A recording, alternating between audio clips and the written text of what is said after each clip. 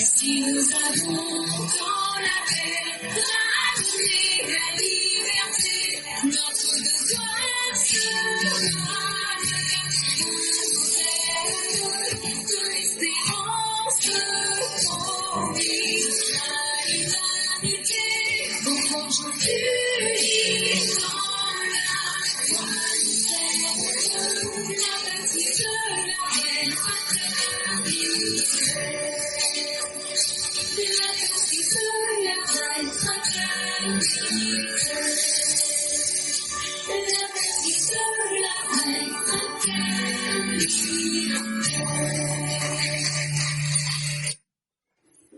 Bonjour mesdames et messieurs, bonjour chers auditeurs, bonjour chères auditrices, bonjour à tous les élèves de la classe éclaireur pour vérité.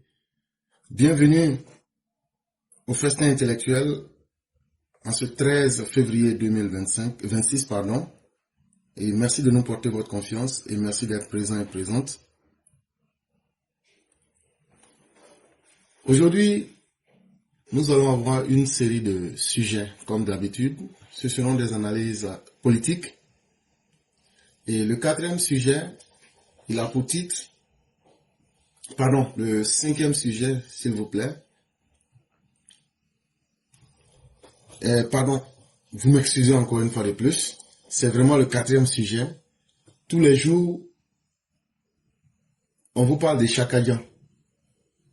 Mais aujourd'hui, selon cet article de Jeune Afrique, qui a été publié le 9 février 2026, on nous dit que les jours de Chakadian sont comptés à la tête du PDCI.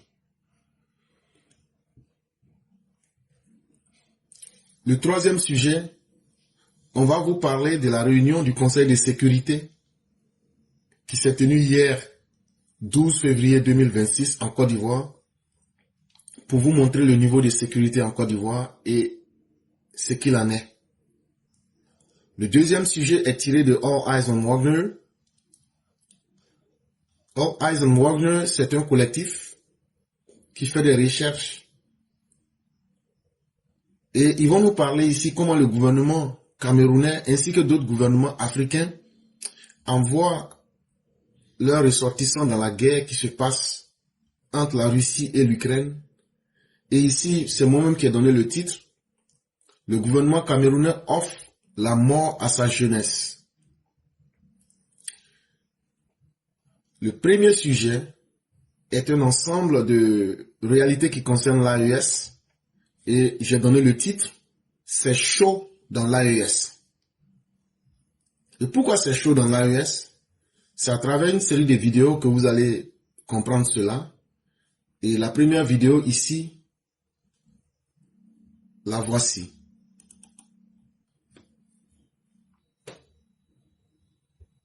Le ministère de la Justice et des Droits de l'Homme informe l'opinion nationale et internationale des premiers éléments d'information relatifs à l'attaque survenue à l'aéroport de Niamey, dont l'objectif était de porter atteinte à la stabilité des institutions et à la sécurité du pays.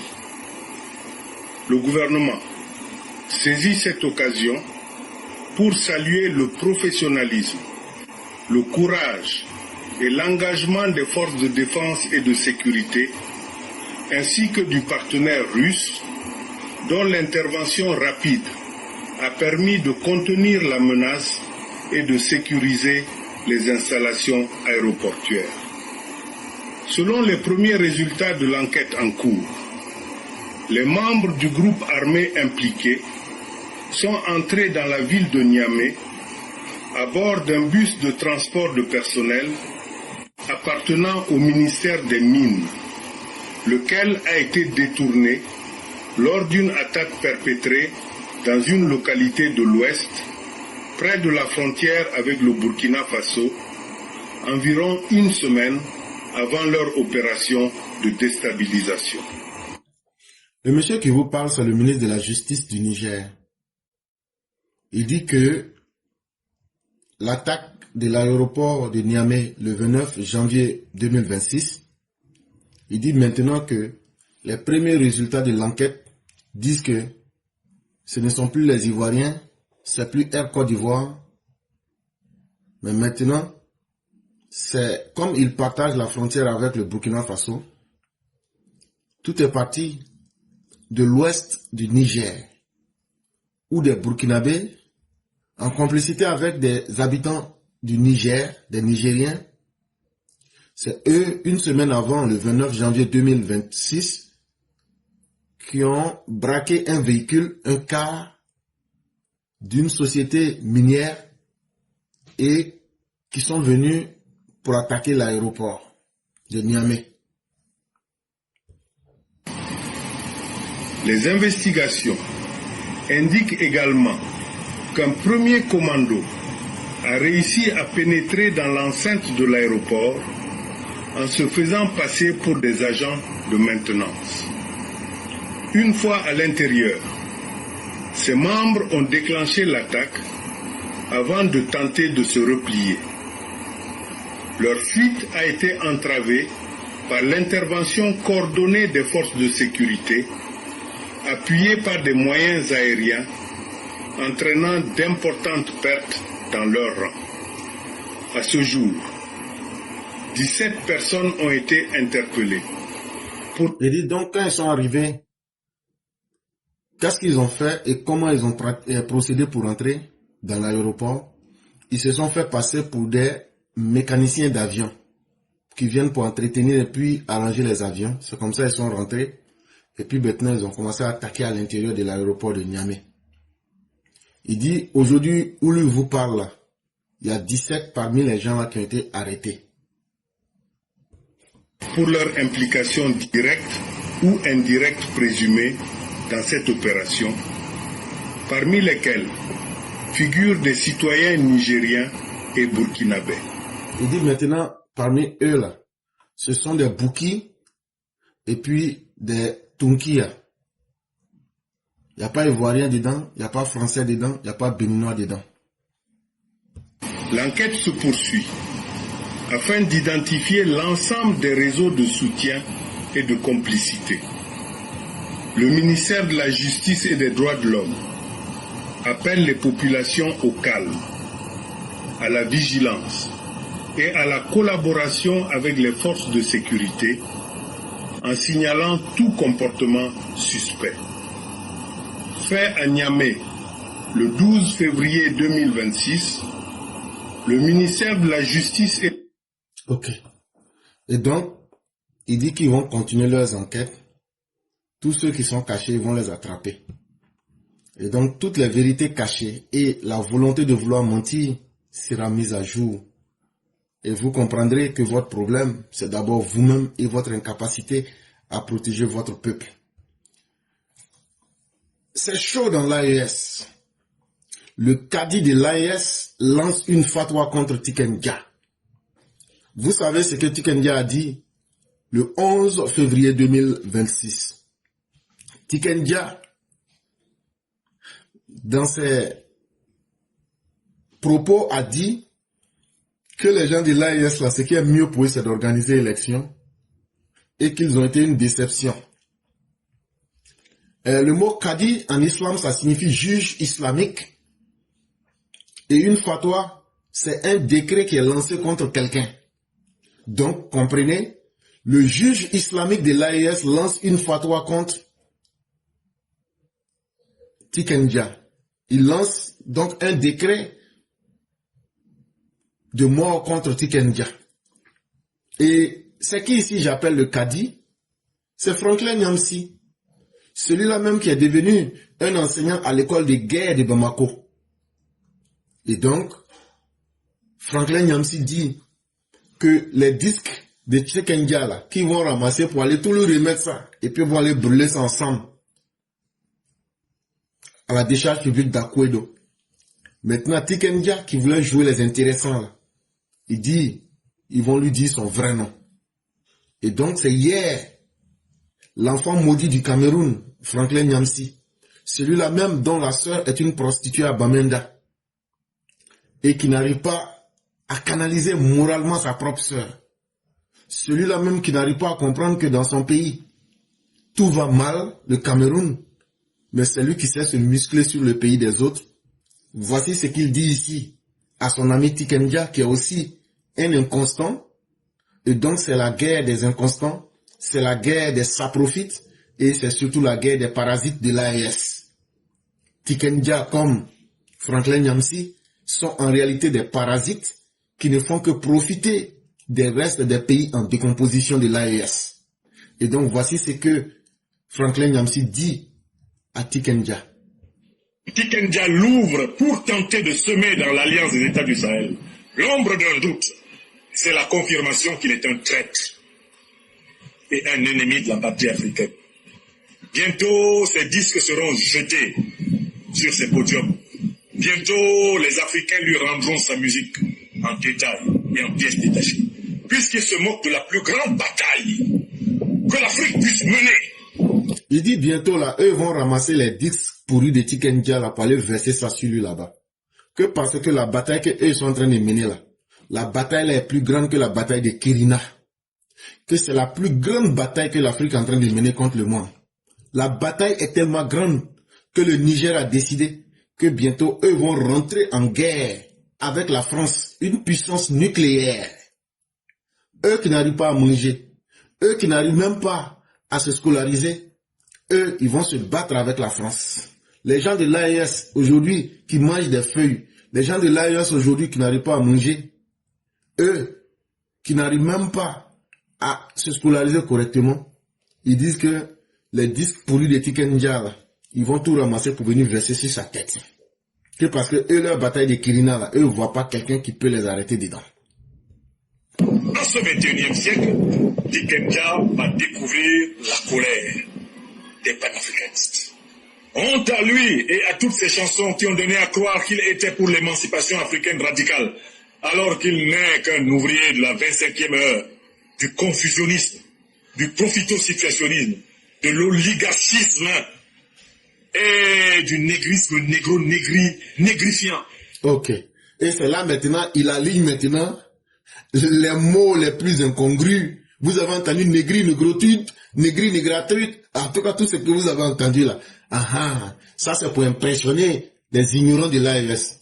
Franklin Nyamsi, tous ces mots stupides que tu alignes, c'est pour impressionner les moutons et les analphabètes de l'AES.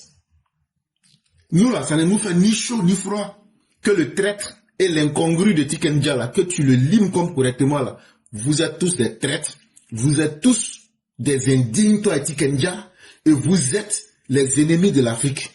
C'est ce qu'il faut qu'on vous dise. Donc là, tous les vilains mots que tu alignes là, ça peut impressionner les idiots et les défiants de l'AES, mais on vous regarde dedans. Que ce soit toi-même, que ce soit Tikenja, vous êtes tous les représentations les plus terrifiantes de la honte de l'homme africain. C'est cela aussi qu'il faut qu'on vous dise. Honte à Tikenja, je le lui dis ici, à Bamako. Honte à lui. Oui, au moment où j'arrive à Bamako, j'apprends qu'il a jacté contre l'Alliance des États du Sahel. Oui, quand la France se battait contre... Mais si toi-même tu es à Bamako là, au lieu de caqueter derrière lui là, va, tu lui dis ça devant. Lui il a jacté, mais toi tu es en train de cacter. Va, si tu as les couilles solides là, tu vas lui dire ça en face. Bande d'indignes que vous êtes. Je parle de toi et je parle du fils maudit de Belébam qui s'appelle Doumbia Moussa alias Tikenja. Un des hommes les plus maudits de tous les Odineka. Ça aussi, il faut qu'on lui dise ça. De la même manière que toi, tu représentes le summum de la malédiction des Camerounais là. C'est comme ça aussi que Tikenja représente parmi les Odineka là. Le plus maudit là. Si on dit le plus maudit des Odineka là, c'est ce Tikenja là. Donc, quand deux maudits se ressemblent et deux maudites personnes sont en train de se battre là, nous on ne peut que vous regarder parce que c'est un échange de malédiction et une fois de la malédiction, une kermesse de la malédiction, on vous regarde dedans. Vous, des gens qui n'ont pas eu pitié des pays misérables, des pays les plus pauvres, des pays les plus analphabètes, vous partez profiter de leur analphabétisme, vous partez profiter d'une sale situation, alors que vos pays sont là, vous n'êtes pas capable d'aider vos pays, mais vous partez pour créer plus de malheur dans les pays des autres. C'est vraiment vous qui êtes la honte de l'homme africain. Et l'homme africain, ce gros français que tu parles là, pourquoi tu ne peux pas aller parler ça devant les Français? Tu connais très bien où les impérialistes se trouvent. Tu vis toi-même chez les impérialistes, mais tu ne te muscles pas devant eux. Mais quand c'est pour venir devant tes propres frères qui sont dans la misère du Sahel, là tu peux utiliser les gros mots, rouler ta langue 8 fois pour tromper ces pauvres analphabètes. Honte à toi, Franklin Nyamsi. Contre le nazisme, il n'y avait pas d'artiste comme Tikenja pour critiquer en France la résistance française. Quand De Gaulle, profitant de la puissance des troupes qu'il avait récoltées en Afrique, libérait la France en envoyant les nègres en première ligne, il n'y avait pas un seul artiste comme Tikenja sur la terre de France. Toi qui te dis intellectuel là, et qui a la possibilité, et qui vit régulièrement en France, est-ce que tout est correct en France aujourd'hui? Mais pourquoi toi tu n'as pas les couilles de critiquer? Voilà ce qu'on appelle la malhonnêteté. Ce que tu demandes aux autres là, toi-même là, tu es bien placé, toi le maudit de Franklin Nyamsi, pourquoi toi l'enfant maudit de Bamenda, pourquoi toi qui vis en France, tu ne critiques pas la France aujourd'hui? Pourquoi tu fermes ton clapet alors que tu vis régulièrement en France, alors que les gilets jaunes sont en France, alors que l'économie française est défaillante, alors que la politique française est en train de perdre de l'influence dans le monde? Mais pourquoi tu ne critiques pas ça? C'est ce qu'on appelle bien sûr la malédiction.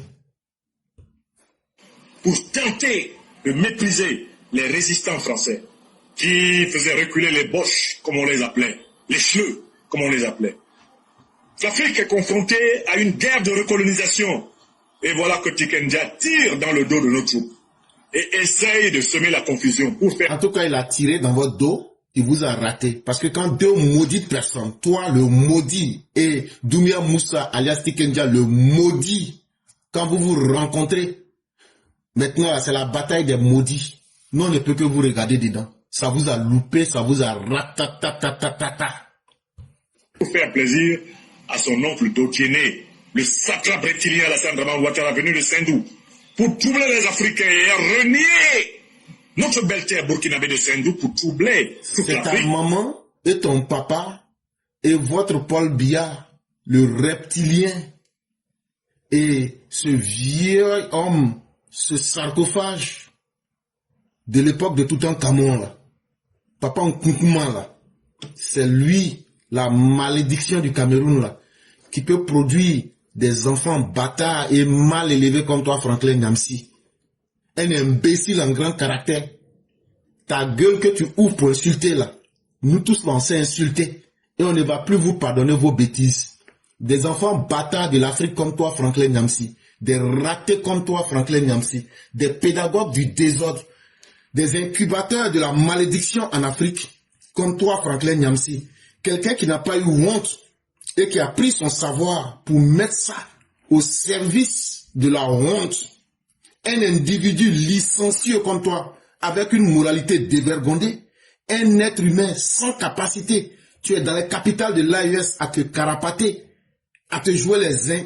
C'est toi qui te joues les ultra crépidariens. Chers parents, il comprend français, mais on va lui donner aussi quelques mots de français. Tu penses que c'est toi qui es un expert en tout, alors que tu n'es qu'un côteleux, un hypocrite, un sournois. Mais tu arrives à ton terminus. Parce que tu en as assez fait. Tu as suffisamment insulté. Mais des petits diables de Carrefour comme toi. Toi, Franklin Nyamsi, qui est là, le résumé même de la malédiction, la quintessence même de la honte de l'espèce humaine. Toi, le déclin des intellectuels en Afrique. Un usurpateur qui se m'a joué le gros dos dans les pays les plus maudits de la planète Terre. Aujourd'hui, même les pharisiens sont mieux que toi. Parce que tu as renoncé complètement à ta conscience. Tu es devenu un insulteur public. Tu es devenu une honte. Un cafard en putréfaction comme toi, Franklin Nyamsi. Un couillon qui se prend pour un intellectuel. Alors que tu souffres, toi, le profanateur des bonnes éducations et des bonnes mœurs. Toi, la honte aujourd'hui des intellectuels africains. L'archétype du désordre et de tout ce qui représente le vilain dans l'espèce humaine. Toi, Franklin Nyamsi, le parasite contaminé par le désespoir de ces fausses idéologies toxiques, soi-disant panafricaines. Voilà un chien camerounais qui a été pendu par la langue, un collecteur de la misère et de la honte, quelqu'un qui vit sur la souffrance des personnes les plus maudites, les plus sales que sont les habitants de l'AES, Un criminel maudit comme toi, Franklin Nyamsi, un serviteur du diable, un sorcier, un acteur trivial de la bassesse. Toi, tu vas te permettre d'insulter Alassane Ouattara. Nous, on sera là, on va vous faire ça propre. Comme vous avez trouvé des ingénieurs du chaos, de la chute, du désordre, pour être les adorateurs de l'obscurité, des adorateurs de la corruption, de la déchéance, vous êtes devenus des maîtres en comportement toxique. Ça va se limiter entre vous et les moutons de l'AIS qui vous suivent. Mais toute insulte contre Alassane Ouattara, tu as insulté le 12, aujourd'hui c'est le 13, on te répond. Un couillon que tu es, une marionnette de sa propre misère qui se prend pour aujourd'hui un intellectuel. C'est dans les pays de l'AIS que tu pourras faire ça. Mais dans la même langue française que tu utilises là, toi, le promoteur des valeurs catastrophiques, nous on va utiliser la même langue là pour te rééduquer. Ta maman et ton père qui ont été incapables de te nourrir. Et au point que ta soeur est devenue une prostituée la moins chère de Bamenda, nous on va prendre le temps pour t'expliquer que toi, le planton luciférien, tu es une poubelle métaphysique. Et tu n'es rien d'autre que toi, Franklin Nyamsi, une anomalie génétique et métaphysique. Tu es l'avatar cosmique du désordre, une pollution ontologique. Et tu es un cimetière de paroles, mais qui n'ont aucun sens. Tu as insulté, on va te répondre. Si c'est entre vous les enfants maudits, il n'y a pas de problème. On ne peut assister qu'à ce spectacle gratuit. Mais tu insultes le président Ouattara, tu lances une insulte, la misère morale que tu es, nous allons te donner ça en puissance 100. C'est ce qu'il faut retenir. L'Afrique avant d'être bientôt dégagée. Oui, nous remettrons à Tikenja ses disques. Partout où nous le trouverons, nous lui jetterons sa musique à la figure. Car il se moque de ce que nous avons de plus essentiel. La souveraineté des Africains. Je tenais à lui donner cette réponse. Okay. Ici, à Bamako. Ok. Comme tu es à Bamako là, va, tu rencontres Tikenja, tu lui dis ça. Là, comme ça, on va savoir que vraiment, tu es un garçon. Mais votre combat maudit là, l'Afrique n'a pas besoin de pourritures comme toi, Franklin Nyamsi, des désordres humains comme toi, pour que ce combat là, nous puissions avoir notre souveraineté, notre dignité. Et si l'Afrique doit réussir son combat, l'Afrique n'a pas besoin de honte comme toi. L'Afrique n'a pas besoin des individus qui vendent leurs services aux plus offrants. Les Africains sont déjà suffisamment grands et savent ce qu'ils doivent faire pour se libérer. Et si tu penses que ce combat-là, tu dois le mener là, va d'abord faire l'expérience au Cameroun. Là, quand tu auras réussi là-bas, on va dire vraiment, tu as fait un effort. Et comme ça, là, on va comprendre. Maintenant, comme tu dis que tu es dans un combat de souveraineté, c'est que je vais t'expliquer là. Quand on dit on est souverain là, on doit être capable de maîtriser et de mettre sous sa coupole sa propre société qui crée son électricité. Mais regarde ce qui s'est passé au Burkina Faso. Le gouvernement a annoncé la signature d'un mémorandum qui prévoit la cession de la Société nationale d'électricité du Burkina, Sonabel, à une entreprise privée russe. Selon les informations communiquées par le gouvernement, cette initiative s'inscrit dans une dynamique de réforme du secteur énergétique national. Elle prévoit entre autres que le groupe russe prenne désormais en charge l'exploitation totale et exclusive du secteur énergétique burkinabé. Le gouvernement justifie également cette décision en mettant en avant l'expertise reconnue des entreprises russes dans le domaine de l'énergie, ainsi que leur capacité à moderniser les infrastructures et améliorer l'accès à l'électricité pour les populations. Voilà. Comme tu dis, tu veux souveraineté. Là. Votre pays que vous appelez Burkina Faso, c'est sur leur télévision RTB. Là. Ils disent, il y a une petite compagnie russe là. Ils ont vendu la Sonabel à la compagnie là. Allez dire à votre Ibrahim Kaka, quand on veut être souverain là, on arrive d'abord à protéger les frontières de son pays. Quand on veut être souverain là, on ne vole pas 400 millions de VDP. Quand on veut être souverain là, on ne profite pas de la misère de son propre peuple. On les fait fuir, on les garde dans son pays pour développer leur propre pays. Il n'a qu'à aller ramasser ces Burkinabés qui sont dispersés dans les pays de la CEDEAO là. C'est ça aussi, être capable d'aller les ramasser pour aller au Burkina là. Et puis les nourrir, et puis les mettre au travail au Burkina là. C'est ça, être souverain. être souverain, là, c'est pas de vendre la pauvre société d'électricité du Burkina Faso à une compagnie russe et venir faire la publicité. Mais asseyez-vous, celui-là, il va vendre tout le Burkina. Et le jour que vous allez vous réveiller là, vous les Burkinabés, vous n'aurez même pas, même l'air du Burkina, elle va vendre ça aux Russes. Asseyez-vous, ce n'est qu'une question de temps. Et tu dis encore que tu veux de la souveraineté, mais très bien. Mais quand on est souverain là, au Niger là, le mouton qui gouverne actuellement, qu'on appelle Tunkia, quand on dit on est souverain là, on doit être capable de protéger l'aéroport qui est une zone internationale et qui est une zone sensible. Et donc, on ne peut pas être en train de faire le contraire et en même temps proclamer ce qui n'est pas. Quand Bazoum était là, Bazoum le civil était là, les gens du Niger étaient mieux protégés et se sentaient plus protégés qu'aujourd'hui. Et cela ne vous pose pas un problème. Voilà des gens qui exportent la honte et leur incapacité à se protéger eux-mêmes. C'est eux qui disent qu'eux vont venir protéger l'Afrique. Protégez-vous vous-même d'abord. Montrez au reste du monde que vous êtes capable de vous protéger avant de parler des autres. C'est cela aussi. Et je tiens à te dire, Franklin Nyamsi, est-ce que le problème de l'Ambazonie, là, vous avez fini de traiter avec les Amba Boys? Il y a Boko Haram au Cameroun. Est-ce que vous avez fini de traiter ça? Toi-même, ta propre sœur est la chef des prostituées de Bamenda. Ça ne te pose pas un problème de conscience? Paul Biya a envoyé plusieurs jeunes Camerounais à la mort en Russie. Ça ne te pose pas de problème? Et c'est tout cela d'abord qu'il faut régler. Mais entre-temps, regardez un civil qui arrivait à faire mieux qu'un soi-disant général Tunkia, un mouton à la tête du Niger. Écoutez ceci. Alors on va écouter l'expert des questions sécuritaires. Non, bon, ce que je veux dire, en fait, ça s'explique. Le langage de Tiani, le président Tiani, en fait, non, ça ne s'explique pas, disons, dans le fond, de cette façon, mais il est venu, c'est en général, il est arrivé au pouvoir pour ramener la sécurité. Or, ce qui s'est passé, ça montre bien qu'il n'y a pas la sécurité. Il n'est pas arrivé au pouvoir, il a pris le pouvoir. Il a pris le pouvoir, oui, il a pris le pouvoir. Donc ça veut dire qu'il échoue là où il devait être fort. Donc il doit expliquer à son peuple pourquoi il échoue. Il faut qu'il nomme des pays qui sont censés être puissants. Voilà pourquoi j'échoue. Mais en réalité, avant d'accuser, en principe, avant d'accuser les autres pays, il y a des canaux qui sont prévus. S'il avait les preuves, il envoie les preuves, et à partir de c'est après l'échec des discussions qu'il pouvait en parler.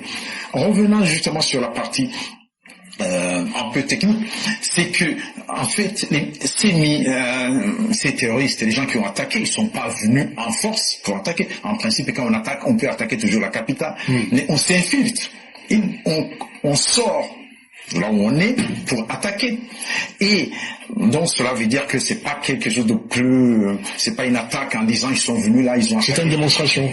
Oui, c'est pas une démonstration de force, c'est jusqu'à ce niveau. Mais ce que je relève, c'est que je suis inquiet et impressionné par la faiblesse de l'armée nigériane. Bien sûr. Comment est-ce qu'on peut sécuriser un niveau l'aéroport, laisser entrer des terroristes, c'est-à-dire qu'ils ont attaqué, presque ils ont fui, ils ne sont pas battus. On ne peut pas comprendre au niveau de l'armée comment un domaine aussi sécurisé que l'aéroport, quand on est surtout en guerre, il y avait 300 soldats. On peut se poser la question aussi de l'entraînement des militaires, ces militaires, et de leur niveau. Il y a un général qui dirige le pays, il devait se poser la question vraiment de son entraînement. Et ce n'est pas seulement au Niger, on voit aussi au Mali, au Burkina Faso. Au moins, si ces régimes militaires devaient réussir là où ils sont censés être forts sur la sécurité et avoir des armées vraiment qui peuvent justifier le fait d'être une et sans les troupes russes qui étaient à bien sûr, Mais l'aéroport, exactement, il y avait l'aéroport avait complètement. L'armée nigérienne est dans la base 101, je crois, qui était dans cette base des Français. Il y a 300 militaires nigériens. Et s'il n'y avait pas les terroristes de l'Africa Corps, parce que pour moi c'est des terroristes, l'armée on dit mercenaires. Non, je dis terroristes mercenaires. Là, j'y vais carrément. Vous avez le choix de vos mots. C'est quand même drôle, dur. J'en prends la responsabilité. Total. Donc, voilà, l'armée nigérienne est impuissante. Oui. Et on revient à ce qu'on dit toujours, ces pouvoirs militaires aggravent la situation des pays dans tous les domaines. Et même les militaires qui prennent le pouvoir pour dire on va assurer la sécurité, même dans le domaine qui soi-disant de leurs compétences, ils échouent. Moi, je me pose une question par rapport au bilan, parce que selon les autorités du Niger, 0 soldats nigériens sont tombés. Ils se sont pas battus. Il y en a 4 selon le dit qui sont blessés. Mais du côté d'autres sources, on nous parle de 27 morts. On nous parle également même de morts du côté de la force russe. Et je me suis posé la question de savoir le djihadiste soi-disant du côté le djihadiste qui ressemblerait à un Français, ne serait-ce pas une stratégie, parce qu'on connaît bien nos amis russes capables de faire quelques maquillages, prendre un soldat du côté des Russes décédés, le déguiser en djihadiste et l'exposer comme un soldat français, parce que dit tout de go sans recevoir ou sans montrer sa pièce d'identité, sans montrer des tests ADN qui prouvent que ce soldat en question ou ce djihadiste en question est un Français, affirmait déjà sur tous les canaux, sur la chaîne publique, que on a tué un Français parmi les djihadistes qui ont attaqué. C'était quand même trop poussé à mon avis, et ça suscite réflexion. Très bien. Ça suscite condamnation plus que réflexion. Oui, non, mais c'est ubuesque. En tout cas, la déclaration de Tchani est ubuesque. Et vraiment, sa déclaration est comique et ubuesque, comme disait le monsieur, parce que de militaire, il est passé aujourd'hui à acteur de théâtre. Et c'est ce que je vous disais.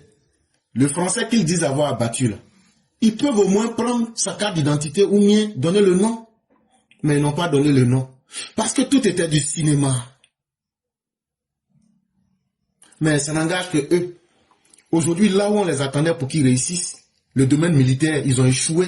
Ils sont devenus aujourd'hui des acteurs de films de la honte et de théâtre pour aujourd'hui aggraver la sécurité de leur propre pays. Entre-temps, comme je vous le disais, à Boukikro, eux n'ont pas trouvé mieux. La pauvre compagnie, la société d'électricité qu'ils appellent la Sonabel, là, vous venez d'entendre la vidéo, ils ont vendu ça à Poutine pour montrer que eux, ils sont le peuple le plus soumis à la Russie. Quelle honte! Ceux qui disent qu'eux vont libérer l'Afrique, c'est eux qui sont en train de vendre l'héritage de leur père et de leur mère à leur nouveau maître russe. Et vous avez déjà entendu. Nous allons annoncer la signature d'un mémorandum qui prévoit la cession de la Société nationale d'électricité du Burkina, Sonabel, à une entreprise privée russe. Selon les informations communiquées par le gouvernement, cette initiative s'inscrit dans une dynamique de réforme du secteur énergétique national. Elle prévoit entre autres que le groupe russe prenne désormais en charge l'exploitation totale et exclusive du secteur énergétique burkinabé. Le gouvernement justifie également cette décision en mettant en avant l'expertise reconnue des entreprises russes dans le domaine de l'énergie, ainsi que leur capacité à moderniser les infrastructures et améliorer l'accès à l'électricité pour les populations. Et donc la question que je me pose là, si vous vendez l'électricité et vous vendez tout ce que vos pères et vos mères ont réalisé là, si vous vendez tout à la Russie là, c'est quoi qui va rester au Burkina Faso pour que vous soyez souverain, pour que vous soyez indépendant, pour que vous ne dépendez plus des autres? Vous êtes en train de vendre le peu de travail que Thomas Sankara a fait là. Façon d'enfant de Thomas Sankara là, Sonabel là, vous êtes en train de vendre ça. Après encore, vous allez vendre la terre. Après encore, vous allez vendre encore l'administration. Vous avez déjà vendu l'armée du Burkina façon. Donc maintenant, là, qu'est-ce qui reste entre vos mains à Boukikro pour que maintenant vous allez être souverain? Moi, je ne parle pas gros français. Nous ne comprenez pas français. Nous parlons petit français. Mais quand vous comprenez, c'est ça qui est meilleur. Maintenant, si vous vendez tout là-haut, c'est avec quoi vous allez être souverain? Parce que les choses ne vont pas bien au Burkina façon. À Boukikro, tout se passe très mal. Figurez-vous que, à Boukikro actuellement là, dans une vidéo qu'on a reçue le 7 février 2026, les chefs militaires de l'armée ont volé 400 millions de VDP. Les VDP, ce sont les vauriens pour la défense de la patrie. Si vous voulez, ce sont les vauriens de la patrie. Et ils disent que eux, ils sont les volontaires pour défendre la patrie, mais c'est faux. La patrie n'existe pas. La patrie, là, ils ont vendu ça à la Russie. Il n'y a pas courant au Burkina parce qu'ils ont vendu Sonabel aux Russes. Il n'y a pas route parce que c'est intelligence artificielle qui fabrique route à Boukikro. Maintenant, là, les vauriens de la patrie, les VDP, là. Actuellement, il y a grand palabre entre eux et puis les patrons, les IBKK. Parce que IBKK, avec son groupe, là, ils ont volé 400 millions de vauriens de la patrie. Les vauriens de la patrie sont en tas actuellement. Et qu'est-ce que les vauriens de la patrie disent? Que ça là, c'est là maintenant diable rouge. Hier, je vous ai parlé du diable rouge. Un monsieur vilain, un monsieur vaurien, un monsieur criminel, un monsieur sale, un monsieur dégoûtant. C'est lui. Il dit en tout cas, eux vont pas laisser. Que eux vont traiter Yibé Kaka avec son groupe là. Que eux leur jetons là. Que ça va sortir. Donc, je pense bien, le Burkinabé là, voici ce qu'il dit ici. C'est un VDP qui parle. Voilà. Le 7 février 2026. Vous avez entendu, non? Il dit aujourd'hui, c'est le 7 février 2026. Non, ma pao. Ce que nous on dit là, ça va vous brûler dedans là-bas. Mais c'est la vérité. C'est la vérité. C'est ça la différence entre nous. Nous, on ne fait pas propagande. Mais nous, là, on sait comment piquer sur vos cocos, là. Vous allez crier, mais il n'y a pas quelqu'un qui va entendre. Vous, c'est vous qui êtes obligé de faire propagande. Mais malheur qui est chez vous, là, puis vous voulez cacher, là. Nous, on va prendre pour montrer aux yeux du monde. Et donc, le Bouki, il dit, Bouki, ça veut dire hyène. Il dit, aujourd'hui, là, il n'y a pas, c'est pas film hindou pour dire on va aller pour revenir. Il dit, c'est quelle date qu'il y a aujourd'hui. Il va reprendre et il va vous donner la date. Écoutez très bien. Voilà. Le 7 février 2026. Les gars, on a un groupe de testa. Les gens ont beaucoup de monde, so les VDP man bébé untuk break salaire te wala ci no ma VDP man bébé no wa fa bari ko salaire yum lo to ton ulse salaire kabay. Vous avez entendu, non? Il dit que aujourd'hui là, c'est le 7 février 2026. Et que eux là, eux sont les VDP, eux sont au front. Et que actuellement là, c'est chaud au front actuellement.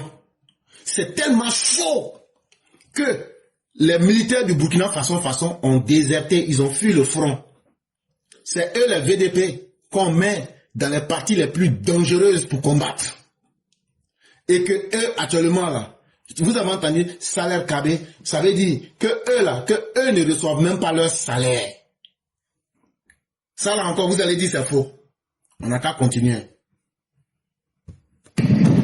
Pane pita wama pane pina wama. Pane buko soa intene langom. Kala du mo ngea. Tone mo sinan kabe. C'est yakana ya la basa mambo ya. Il dit qu'ils ne reçoivent même pas l'équipement et qu'ils ne reçoivent même pas le matériel et que même pour se nourrir là, c'est un problème là-bas, qu'ils n'ont rien et qu'ils sont livrés à eux-mêmes actuellement là-bas dans le danger et que les militaires du Burkina ont fui le front.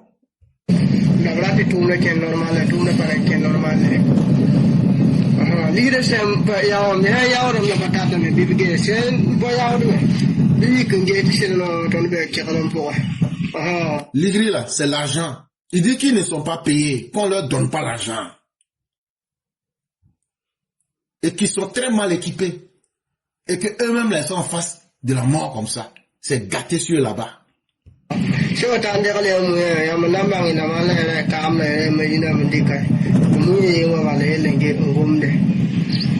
Voilà, comme dans le public qui est en ligne, tu tombes sur le terrain, tu tombes dans les chinois, tu as sur le côté haut, tu vas s'envoyer.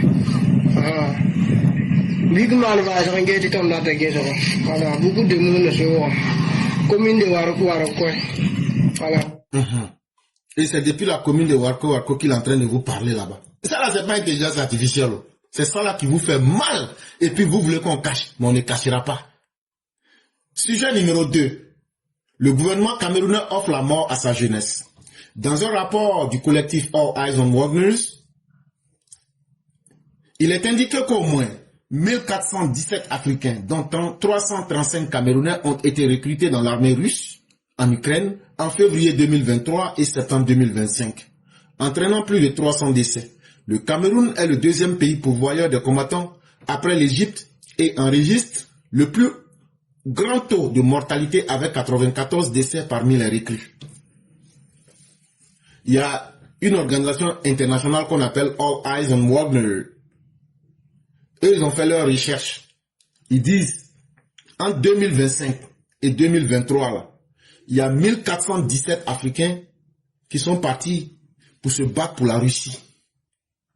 Maintenant, c'est le Cameroun qui est le pays, le deuxième pays, après l'Égypte, a envoyé le plus grand nombre de ses ressortissants pour aller se battre pour les Russes contre l'Ukraine.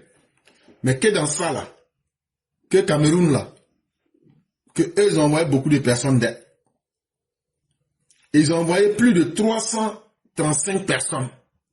Sur les 335 personnes là, il y a 94 qui ont été tués au front. Le rapport souligne que ce recrutement est organisé par des réseaux qui exploitent les vulnérabilités socio-économiques des jeunes Africains.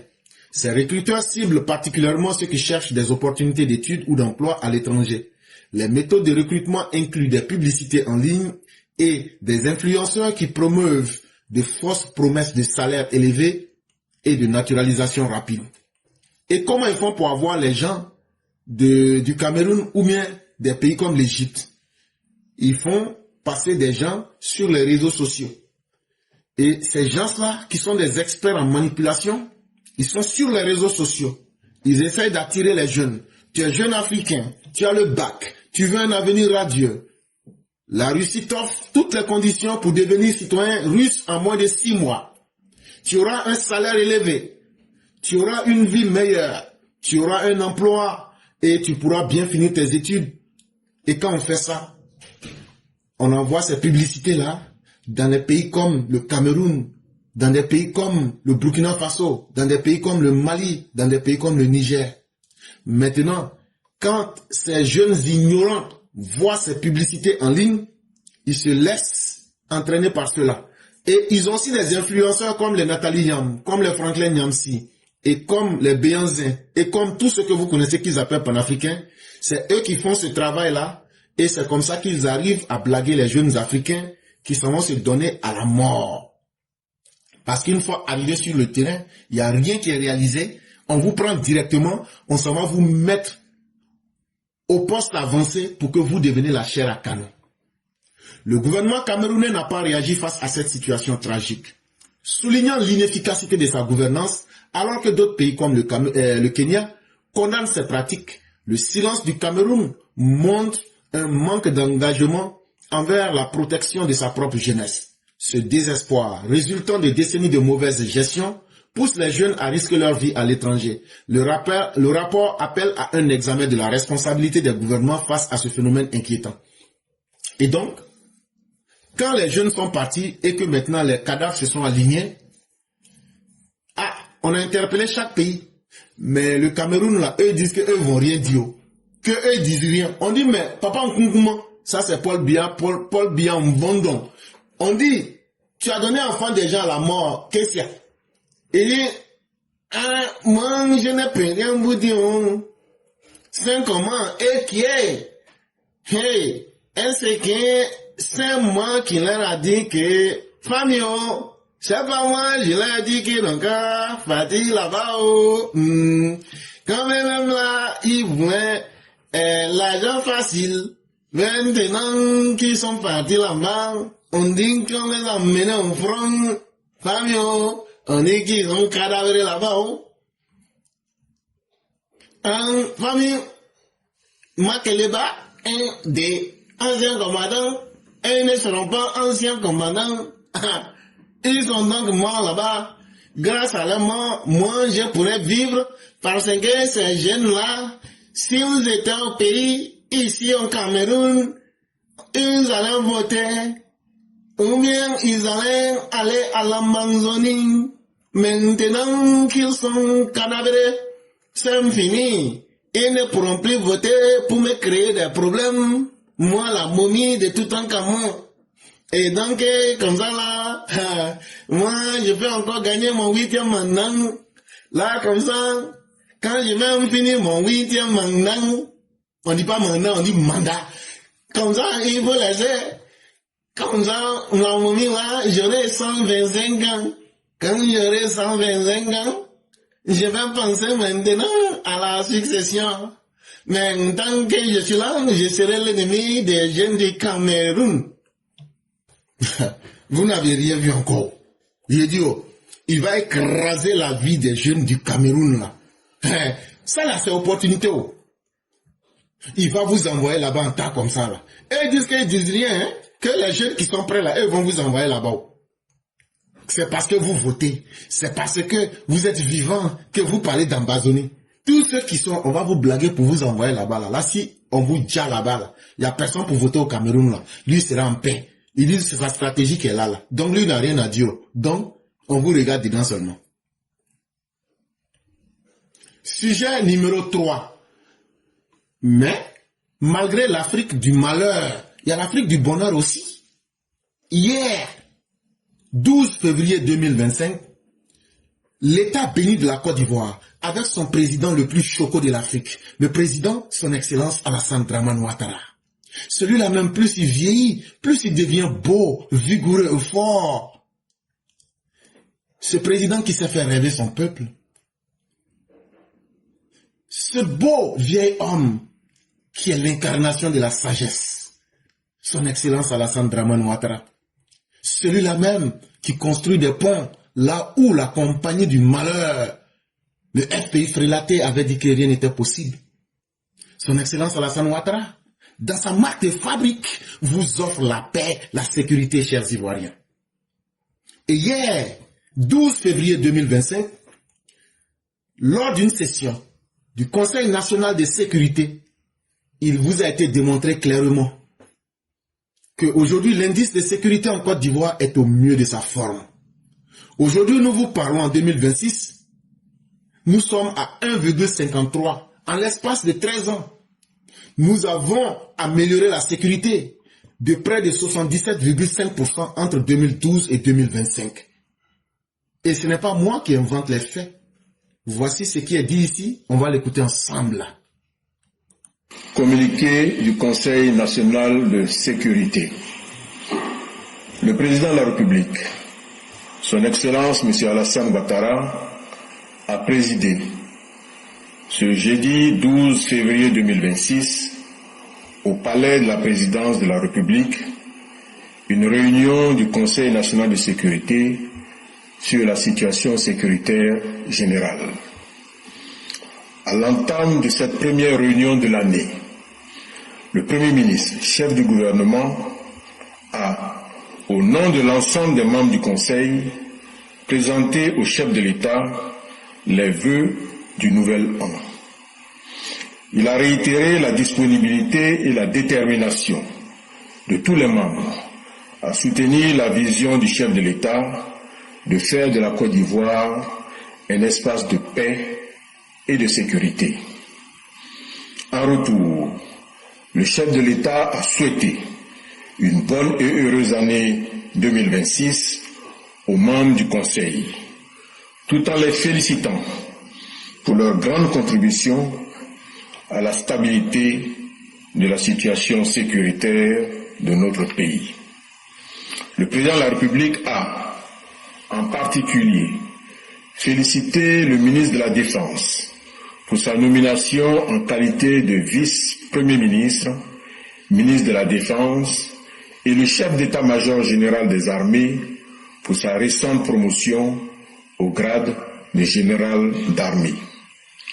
Le président de la République a par ailleurs adressé ses vives félicitations aux éléments des forces de défense et de sécurité mobilisés lors des opérations de sécurisation des élections présidentielles et législatives organisées en 2025. Il a notamment salué leur posture dissuasive ainsi que leur réaction adaptée et proportionnée aux quelques incidents survenus durant les différentes étapes du processus électoral.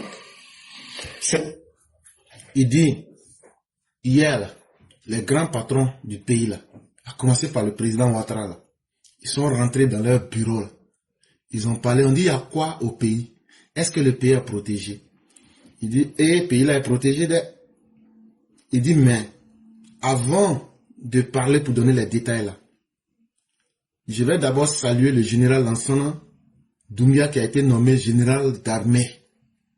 Je vais saluer aussi tous ceux qui sont les corps habillés et vous dire merci pour tout le travail que vous avez fait. Il dit, contrairement aux armées barbares, vous vous êtes montré comme une armée qui s'est anticipée. Au lieu d'être une armée de réaction, vous avez été une armée de dissuasion. Vous avez fait peur à l'ennemi sans avoir à combattre parce que vous aviez su anticiper. Il dit ça c'est mieux que d'aller se battre bêtement pour verser le sang. Il dit la capacité des grandes armées, c'est d'être capable d'avoir l'information pour essayer de neutraliser l'ennemi sans se battre. C'est ce qu'on appelle une vraie armée. Et donc vous aviez pu dissuader tous les malfaiteurs ce qu'ils voulaient faire, que ce soit avant, après ou pendant, ou bien même tous les jours, vous arrivez à les dissuader, vous arrivez à couper l'herbe sous leurs pieds pour qu'ils ne puissent pas faire du mal. Il dit donc là, il tenait d'abord à remercier tout le monde pour ça. Vous voyez comment le langage il est clair et simple.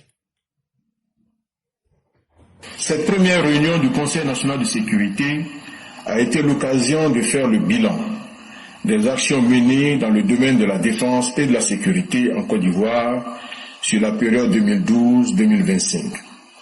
À cet égard, le Conseil national de sécurité note avec satisfaction une amélioration continue de la situation sécuritaire sur l'ensemble du territoire national depuis 2012. En effet, l'indice moyen annuel de sécurité est passé de 3,6 en 2012 à 1,53 en 2025, traduisant ainsi une amélioration du niveau de sécurité de 77,5% sur la période. Cette amélioration significative de l'environnement sécuritaire résulte de la mise en œuvre réussie des différentes réformes et opérations sécuritaires initiées par le gouvernement depuis 2012. Il s'agit, entre autres, des multiples opérations de sécurisation régulièrement menées sur l'ensemble du territoire national, telles les opérations de lutte contre la grande criminalité, la délinquance juvénile, le trafic illicite des stupéfiants et des drogues, les menaces terroristes, l'orpaillage illégal ou plus récemment, l'opération de lutte contre la fuite des produits agricoles de rente vers les pays frontaliers. Il s'agit également des mesures visant à accroître les effectifs de nos forces de défense et de sécurité, à renforcer leur professionnalisation ainsi que la modernisation de leurs équipements et à multiplier sur toute l'étendue du territoire national les infrastructures de sécurité en vue d'une couverture sécuritaire nationale optimale. Il dit maintenant, si vous voyez que eux, ils ont réussi en l'espace de 13 ans à faire chuter l'indice de sécurité qui était à 3,6%, s'ils ont pu faire chuter ça jusqu'à 1,53%, ça veut dire que il y a 77,5% d'améliorations qui ont été réalisées. Il dit, mais ne pensez pas que c'est le travail du hasard. Hein. Il dit, ce qui a permis au gouvernement de Alassane Ouattara de faire ce travail-là. Il dit, Il y a des gens, des femmes et des hommes qui chaque jour réfléchissent. Comment on va trouver des nouvelles stratégies pour essayer de lutter contre le banditisme et le désordre. Pour lutter contre le banditisme et le désordre, on a amélioré les effectifs de l'armée. On a modernisé les équipements que l'armée possède. On a bien payé les soldats. Et on a permis aux soldats de pouvoir faire leur travail en améliorant les systèmes d'information et de renseignement. On ne prend pas les gens pour les mettre en face de la mort. En plus de cela, nous, on lutte contre l'orpaillage clandestin. On lutte contre les jeunes qui sont là, qui ne font rien. Contre les vendeurs de drogue. Et puis tout récemment, ceux qui volent cacao ou bien anacarde pour aller vendre ça. Ou bien c'est ce qu'on appelle le trafic des produits agricoles transfrontaliers. Avec aussi les gens de l'AIS qui viennent voler les bœufs, les moutons. Il dit, on ne s'amuse pas avec eux. Il dit, c'est ce qui a permis qu'on puisse aujourd'hui améliorer. Et les Burkinabés qui viennent en Côte d'Ivoire pour faire braquage, pour voler là, eux là, on les a tous patras. Il dit donc là, c'est tout ça qui a fait aujourd'hui que le niveau de sécurité s'est beaucoup amélioré en Côte d'Ivoire. En dépit de ce bilan sécuritaire très satisfaisant, le Conseil national de sécurité relève. Il dit malgré que tout ce qu'il a dit là, c'est bien là. En dépit là, ça veut dire malgré. Il dit il y a des choses encore qui restent à faire. Que ce qui est là, c'est bien, hein, mais qu'eux veulent encore ajouter encore. Cependant, que le nombre d'accidents de la circulation enregistrés sur la période 2012-2025 demeure une source de préoccupation. Que vraiment les chauffeurs, là, les Wodjineka, les Koyaka, les Maoka, et puis souvent, les Yakuba, là, c'est vous qui aimez rouler voiture. Non? Mais ça, c'est une manière de plaisanter. Hein. Mais en général, il dit que vraiment les accidents de la route, que c'est pas bon. Que la Côte d'Ivoire vraiment fait pas bonne figure là-bas. Qu'il y a trop d'accidents. Que ça, c'est quelque chose qui n'est pas bien. Donc vous là, apprêtez-vous. On va commencer à vous patrer bientôt. À cet égard, le Conseil national de sécurité a été informé que le Premier ministre, chef du gouvernement, fera très prochainement une communication en Conseil des ministres pour proposer des mesures d'envergure visant à réduire de façon drastique le nombre d'accidents de la route dans notre pays. Maintenant, il dit, cette affaire même là, c'est Afro Boy qui va prendre le problème. Pardon. Toi aussi, toi tu vas finir un jour. Faut continuer. Pourquoi tu appelles le monsieur Afro Boy? Comme ces cheveux là, bon, c'est d'une manière là. C'est ton problème. C'est toi sur ta bouche qui voit ça. On voit pas avec bouche, ça avec les yeux on voit. C'est toi sur ta bouche qui parle. Toi tu penses que nous aussi on voit pas ces cheveux là. Pardonnez, c'est Begré Mambé, je voulais dire. Il dit, Afro Boy, que c'est Afro Boy qui va prendre affaire des accidents de la route là. Quand on va confier ça à Afro Boy, les conseils des ministres qui vont se faire là, ça est la semaine prochaine là, ou même ce qui va venir après là, il va prendre des décisions et puis il va aller appliquer ça. Lui s'amuse pas, de la manière son afro est joli là, c'est comme ça qu'il sait prendre des décisions. Donc apprêtez-vous. Donc, il dit affaire même de sécurité de la route pour faire diminuer drastique là, ça veut dire de façon brutale là, ils vont faire diminuer l'accident là. Il dit c'est à Afro Boy qu'ils vont confier. Afro Boy là, c'est le premier ministre Begré Mambé. Sa coiffure là, j'aime ça trop. C'est une très belle coiffure. Cette réunion du Conseil national de sécurité a également été l'occasion d'aborder la situation relative à l'afflux de réfugiés en provenance des pays frontaliers. Maintenant, il dit le deuxième problème là. Il dit c'est le problème des réfugiés qui quittent Burkina, Mali et puis le Niger pour venir remplir la Côte d'Ivoire. Il dit c'est ça qui est le deuxième problème. Après route où les gens meurent là, il dit c'est le problème des Wanyans, des Boukiliens, des Boukis, des Mabouliens et des Tunkia qui viennent pour remplir notre pays. C'est ça qui est le deuxième problème. Notamment le Burkina Faso, la Guinée, le Mali et le Ghana. Les pays qui disent qu'eux veulent être souverains, c'est eux qui transportent leur malheureuse population pour venir verser ça sur les autres. Ils ne peuvent pas prendre leur population pour faire souveraineté, hein. Mais eux, ils prennent leur population, leur guerre, leur misère pour venir verser dans le pays des autres. C'est ça qui est le deuxième problème auquel la Côte d'Ivoire doit faire face. Le Conseil national de sécurité a ainsi été informé de l'augmentation du nombre de réfugiés en provenance de ces pays, portant à plus de 115 000 le nombre total de demandeurs d'asile. Maintenant, là, tellement ils aiment la Côte d'Ivoire, là, il y a 115 000 parmi eux qui demandent à venir vivre en Côte d'Ivoire. Demandeur d'asile ne veut pas dire quelqu'un qui est déjà en Côte d'Ivoire, s'il vous plaît. Ça aussi, il ne faut pas dire que non, qu'on dit qu'il y a 115 000 réfugiés en Côte d'Ivoire. Il ne faut pas mentir aux gens. On dit demandeurs d'asile. Ça ne veut pas dire qu'ils sont tous en Côte d'Ivoire. Mais aujourd'hui, là, eux tous, là, leur pays de rêve, là, c'est la sous-préfecture de la France qu'on appelle Kolowar. Kolowar. Ça veut dire Côte d'Ivoire. Il y a un Malien même là, on lui a demandé, on dit, quel est ton pays européen de rêve? Il dit Konowari. Ça veut dire Côte d'Ivoire. Ce sont les Maliens qui disent Konowari. C'est les Burkinabés, ils disent Kolowar. Pour eux là, Abidjan, Côte d'Ivoire là, c'est New York d'Afrique. Donc là, eux tous là, leur premier rêve, c'est comment venir au Kolowar.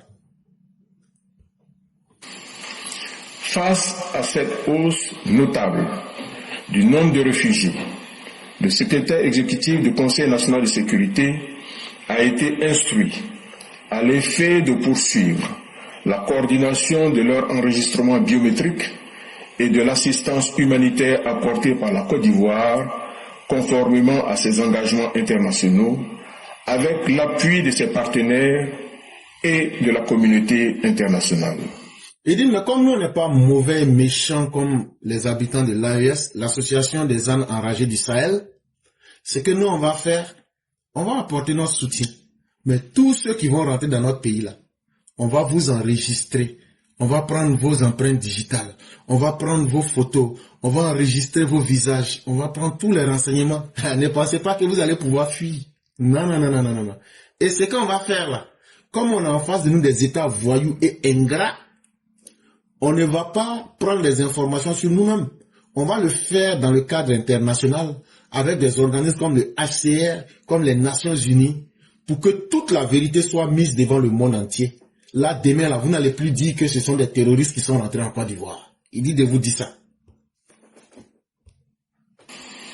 Cette assistance s'adresse aussi bien aux demandeurs d'asile qu'aux communautés ivoiriennes qui les accueillent. Elle concerne également l'organisation, comme ce fut le cas avec le Ghana, du retour volontaire de ces demandeurs d'asile dans leur pays de provenance. Maintenant, quand on va finir tout ça là, on va proposer à ceux qui veulent partir dans leur pays de façon volontaire, on va leur dire partez dans votre pays. Partez aider le Burkina façon. Partez à Boukikro, partez à Tunkiakro, partez au Maboulistan pour aller aider à la révolution. Parce qu'en réalité, vous êtes tous des ingrats. Même les pharisiens de Jésus étaient mieux que vous. Vous n'aimez pas ceux qui sont en train de vous aider. On va dire, allez aider votre pays. Le Conseil national de sécurité a, par ailleurs, instruit le chef d'état-major général des armées à l'effet de prendre les mesures appropriées pour le renforcement du dispositif sécuritaire aux frontières nord du pays. Maintenant, ils ont demandé au général Doumbia Lansina, il n'a qu'à muscler la sécurité entre la Côte d'Ivoire et le Mali, entre la Côte d'Ivoire et le Burkina façon. Il n'a qu'à muscler ça comme pour les fous là. Et puis on va voir ce qui va se passer. Il dit, il ne faut même pas avoir peur, mais il ne faut même pas avoir honte. Il n'a qu'à muscler ça même. Il n'a qu'à rendre ça à titi comme ça, comme vous n'avez jamais vu. Il n'a qu'à guinder la sécurité là. Une sécurité Goldorak. Il n'a qu'à mettre ça là-bas. Et qu'il n'y a rien en face. Si les bouquets sont des Golbi là, ils n'ont qu'à venir nous attaquer. De toute façon, on va les laper là. Ils ne vont pas croire. En outre, le Conseil national de sécurité a noté que l'insuffisance de couverture en réseau de communication électronique constitue une contrainte majeure. Il dit maintenant le troisième problème là, c'est la couverture en capacité électronique. Ça fait que il y a beaucoup de choses pour pouvoir contacter les gens humains, pour pouvoir avoir les informations. C'est un peu difficile. Imaginez-vous un village où il n'y a pas de réseau. Il dit, c'est ça qui facilite pas souvent la transmission des informations. Que c'est ce que eux ont constaté comme un autre problème. Au déploiement d'un dispositif sécuritaire optimal dans les zones frontalières. À ce titre, le Premier ministre, chef du gouvernement, a été instruit par le président de la République à l'effet d'accélérer la mise en œuvre du programme national de connectivité rurale dont l'objectif est d'étendre la connectivité aux zones rurales et frontalières non couvertes par un réseau de communication électronique. Le chef de l'État a également demandé au Premier ministre, chef du gouvernement, d'envisager la mise en œuvre de solutions satellites à mobile pour accélérer la couverture totale du territoire national en réseau de communication. Il dit maintenant, comme il y a des zones, il n'y a pas de réseau, et puis ça ne couvre pas là. Il dit de ne pas vous inquiéter. Est-ce que vous vous souvenez, je vous avais dit qu'on va lancer un satellite? On va pouvoir avoir nos propres informations et vous vous souvenez de ça, non? Il dit, le président a dit au Premier ministre, il n'a qu'à accélérer ça. Comme ça là, toutes les zones où il n'y a pas de couverture là, il y a un nouveau système qu'on va mettre en place, téléphone par satellite. Et comme ça là, on va rendre ça le programme national de connectivité des populations. Comme ça, tout le monde sera connecté. Et comme ça là, ça sera un fafa. Même si tu es dans tout, même si tu es en bas des montagnes, communication là va passer. Le chef de l'État dit au Premier ministre, il n'a qu'à accélérer ça. Au terme de la réunion, le président de la République a exprimé sa satisfaction quant aux résultats atteints dans la sécurisation de notre pays. Il dit quand ils ont fini la réunion là, au terme là, ça veut dire à la fin de la réunion, le président dit qu'il est vraiment content de vous les militaires, qu'il est content de vous les gendarmes, qu'il est content de vous les eaux et forêts, qu'il est content de vous les policiers, qu'il est content de tous ceux qui sont dans la sécurité, qu'il est content de vous les services de renseignement, qu'il est content de vous les Ivoiriens, parce que c'est nous tous qui participons à la sécurité du pays, qu'il est fier de vous les EPV qui nous appelaient pour nous donner les renseignements, et puis nous on donne ça au gouvernement, qu'il est fier de vous tous, que de vous dire ça pour ajouter dessus, qu'il ne faudrait pas que vous ayez honte, comme de la manière le ministre de la Défense, vice-premier ministre nous a demandé, comme de la manière le ministre Wagon nous a demandé, partout où vous vous trouvez, n'ayez pas peur, n'ayez pas honte, si vous voyez quelque chose qui n'est pas bien, appelez et donnez l'information. Il dit, nous tous là, on n'a qu'à devenir papato dans le pays là. Il dit que nous tous là, quand on nous remercie, nous les papatos du pays là, que vraiment quand on nous applaudit, nous tous aujourd'hui. Que c'est le président même qui a dit ça. Qu'il ne faut pas en avoir honte, faut pas en avoir peur, on n'a qu'à continuer, c'est quand on voit qu'il n'est pas bien là, on n'a qu'à dire. Il a exhorté tous les acteurs impliqués à redoubler d'efforts pour continuer à garantir aux populations vivant en Côte d'Ivoire un environnement sécuritaire apaisé. Fait à Abidjan le jeudi 12 février 2026. Vous voyez comment c'est clair? Ça a été fait à Abidjan le jeudi 12 février 2026. Le gouvernement de la Côte d'Ivoire donne la garantie qu'ils vont continuer à sécuriser la vie des Ivoiriens, que vos vies sont en paix, vos vies sont sécurisées, vos biens sont en sécurité, continuez à travailler et le pays marche bien. Sujet numéro 5. Les jours de Tidiane Thiam à la tête du PDCI sont-ils comptés? C'est une question que Jeune Afrique du 9 février 2026 s'est posée. Est-ce que Tidiane Thiam là, est-ce qu'il va rester longtemps à la tête du PDCI? Si le président du premier parti d'opposition l'a de nouveau remporté devant les tribunaux le 5 février, cette victoire ressemble à un sursis. Colère des députés, fronde au sein du groupe parlementaire, médiation de la dernière chance, les coulisses d'une fracture. Il dit, n'oubliez pas que le 5 février 2026, il y avait un procès entre les gens du PDCI au tribunal. Ils sont partis au tribunal. Mais, de façon abracadabrantesque, Tidjane Thiam a pu échapper à nouveau. Parce que qu'au sein du PDCI aujourd'hui, les députés sont en colère. Les groupes parlementaires sont sur les nerfs. Et ça ne va pas. Les populations, les partisans sont déçus. Ce 5 février au tribunal d'Abidjan Plateau, les avocats du PDCI n'ont même pas eu à plaider. À la surprise générale, les requérants qui demandaient l'annulation du 9e congrès extraordinaire et donc la chute de Tidjane Thiam ont retiré leur plainte. Une victoire par forfait obtenue en coulisses, le camp Thiam a réussi la prouesse d'étouffer l'affaire, souffle un cadre du parti qui soutenait cette initiative. Pourquoi ils se sont retrouvés au tribunal le 5 février 2026? Parce que les gens disent que Yuruku que Tidjane Thiam avait fait, matin il a démissionné, la nuit, à minuit, il s'est fait élire président du PDCI là. C'est cette affaire qui s'était retrouvée devant le tribunal du Plateau. Ceux qui ont posé plainte disent que la manière qu'il a organisé le congrès extraordinaire, là, il a fait sans cachette.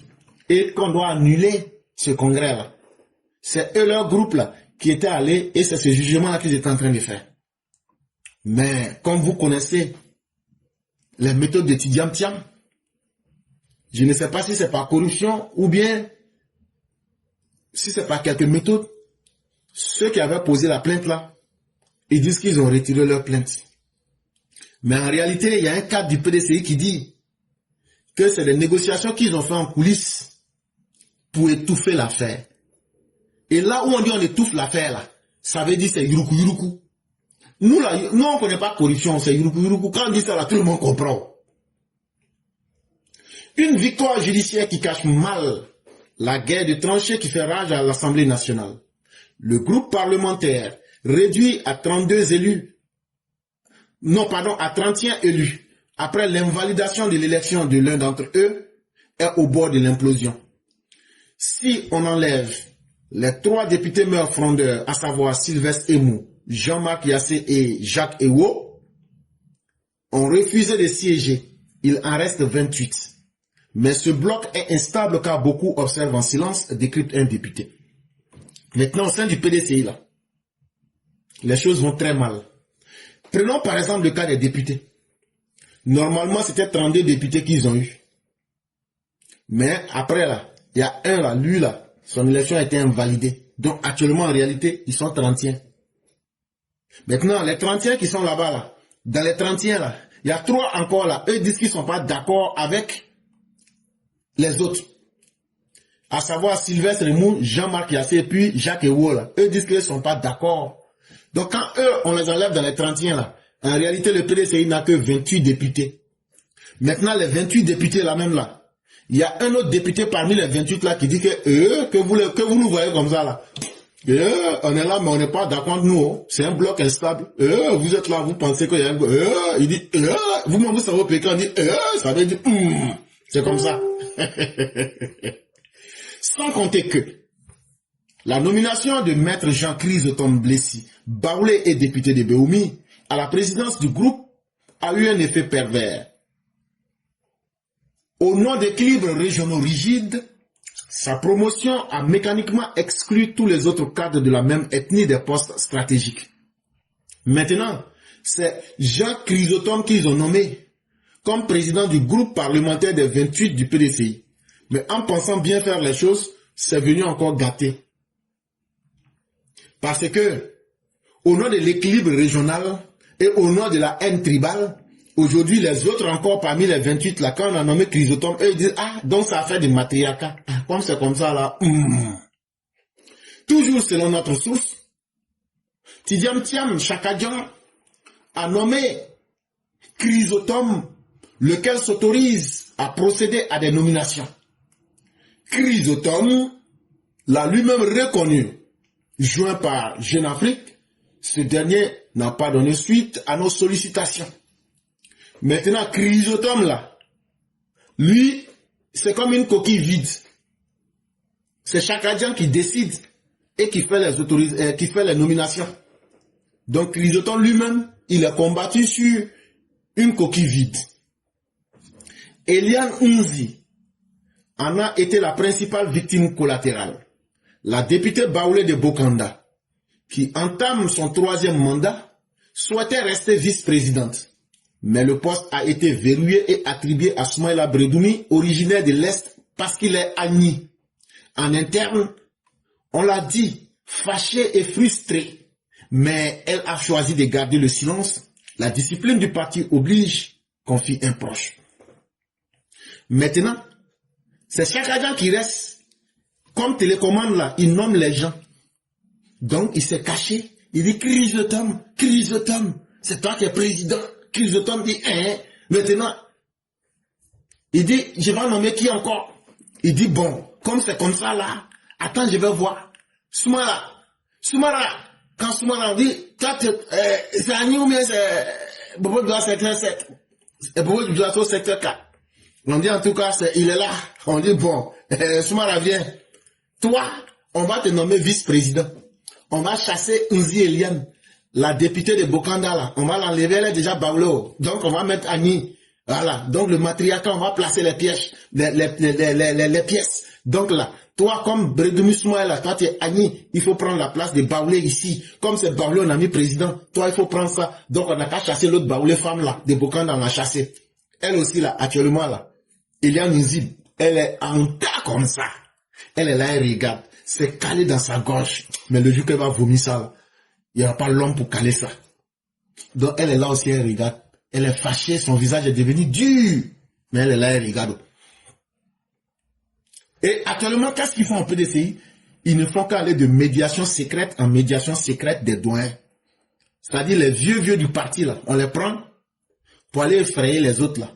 Et si tu ne veux pas, on va mettre un médicament sur toi. Dans les rangs du PDCI, on tente de trouver des solutions à la crise. 5 février, alors que le soir d'étudiant se jouait au tribunal, un panel se réunissait à la maison du PDCI à Cocody sous l'impulsion des réseaux des cadres du PDCI Notre Héritage, dirigé par Djedri Ngoran, vice-président et ancien directeur du cabinet d'Henri Konan Bédié.